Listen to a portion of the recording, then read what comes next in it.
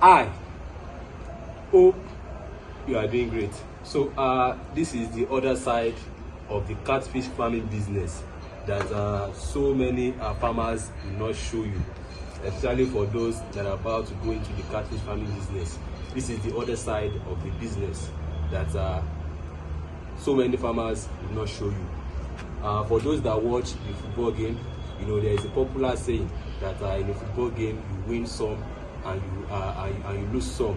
Same thing applies to the catfish farming business. Mortality is bound to happen in this business. Any farmer that tells you that if you stock 1,000 fish and you harvest 1,000 fish, that farmer is a big liar. This is what they call mortality in catfish farming.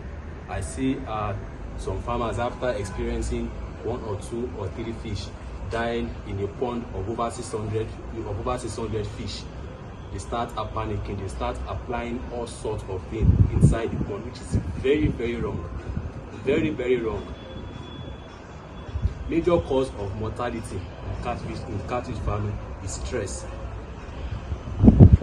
When you make your fish go through too much stress, they start dying. And it's not all